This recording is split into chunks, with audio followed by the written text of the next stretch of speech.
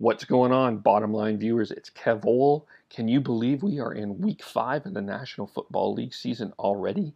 And as such, this is a segment I like to call the Five. And what we're going to do is count down the top 5 stories so far in the National Football League as we've just passed the first quarter of the season. Let's start with number 5, and I'd like to call this category identity. Man, is it me, or is it, do you know what we're going to expect from each team each week? One team is going to be blowing out a team, and the next week they actually get blown out. The consistency from top to bottom has been, what we can say has been inconsistent. No more evidence for that than the AFC South.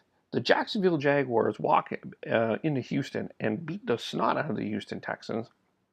Then they come home in week 2, and the Tennessee Titans walk in there and blow them out. Hey, the Titans are not part of this as well. The Seattle Seahawks came over to Tennessee, and Tennessee blasted them. They walked into Houston, and Houston blasted them. Hey, Houston's not out of this either. They've gotten blown out by Jacksonville and have been inconsistent as well. As a matter of fact, look at Dallas. They've been inconsistent. They blew out the Giants, then they went to Denver and got blown out. You just don't know what to expect from one team to another. It's been hard to make picks, as you can probably have seen by our bottom line view standings, but it's also affected a lot of people's fantasy drafts, I'm assuming as well, because you don't know what one player is getting 20 points, and that same player is getting 4 points the next week. It's really hard to pick right now who is a good team and who is a bad team in the National Football League. Number 4 is the backup quarterback. We've already seen it as Sam Bradford went down, as Case Keenum had to take over. Bradford is questionable in the next couple of weeks. He might be back this week. But Case Keenum, and this week you need Matt Castle is going to start for the Tennessee Titans, and EJ Manuel looks like is going to start for the Oakland Raiders. These 3 teams, the Vikings, Titans, and Raiders, were in a lot of people's radar when it came to NFL playoff predictions, and they're going to need their backup quarterback to make an impact to make sure that they do this. Matt Castle got the Patriots into the playoffs back a number of years ago, but he's inconsistent. And EJ Manuel never lived up to his potential when he was drafted by the Buffalo Bills. Now is the time that both of these guys need to rise up, or the Titans and Raiders season is going down the drain. Case Keenum has hung in there as long as he can with the weapons in Minnesota, but the challenge is going to be Dalvin Cook being out for the Vikings going forward. So they're going to need Case Keenum to step up. So number 4 on my list is the backup quarterback. Number 3 on my list is New York. Do you remember earlier this year, Dylan, our fine friend on the Bottom Line View, actually did a video asking if the New York Jets would be going 0-16. That same Dylan predicted the New York Giants to be his NFC representative in the Super Bowl. Now the New York Jets came into this week tied with the New England Patriots at a 2-2 record. Who thought the New York Jets and the New England Patriots would have the same record after week 4 of 2-2? And the New York Giants, who many people had not only Dylan had in the Super Bowl, people were excited about Eli and that offense. I had Brandon Marshall as one of the comeback players of the year. There were excitement about that receiving core. People were confident about that defense. And now there's questions if Eli Manning should retire, what's going on with that receiving core, where's that offensive line, and also what the heck is that defense, and should Ben McAdoo be even coaching the New York Giants anymore? Is he on the hot seat? Do you realize the New York Giants could be 0-5? The priest counted the New York Jets out and gave the last rights for the New York Jets as to be mathematically eliminated from the playoffs. Perhaps the priest had the wrong team in mind. He should have had the last rights for the New York Giants. So that's number 3, the story of New York. Number 2 of the story of the NFL is the story of Los Angeles. No one really had anyone other than the Seattle Seahawks winning the NFC West. But the LA Rams are actually leading the NFC West with a record of 3-1. And they have a really exciting offense. Jared Goff, who was considered a bust by many with being the first pick, has got his game together. Receivers like Robert Woods and Sammy Watkins have stepped up for the Rams, as well as Todd Gurley has become consistent. there's a lot of concerns about the defense in LA right now. But if they beat Seattle this week, there are 2 games up for the lead in the NFC West with a 4-1 record. And the Rams typically play the Seahawks really tough. So that's a good part of LA. But let's talk about the rough part of LA. And that's the LA Chargers.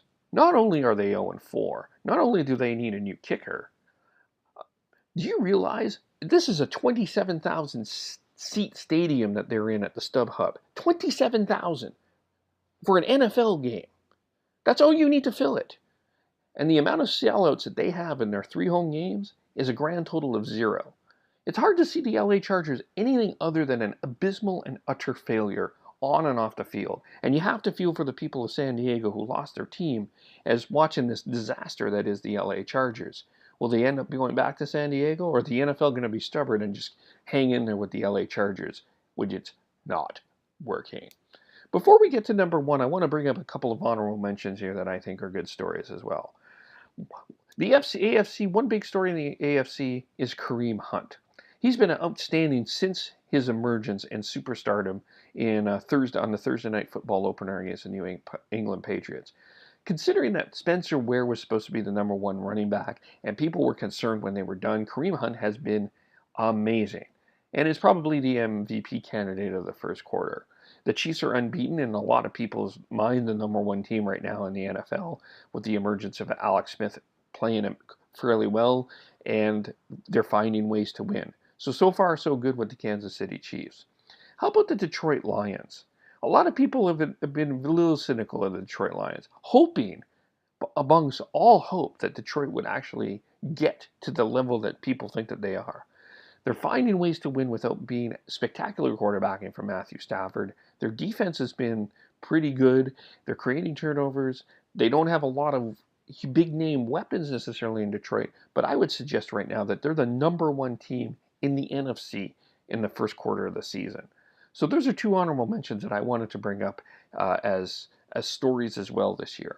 But the number 1 story, the biggest story I think of the first quarter of the season, has been what I will title distractions. This week alone, Cam Newton caused a major distraction and a major uproar with his confrontation or conversation with a female reporter on Wednesday, which he since apologized for, causing another distraction.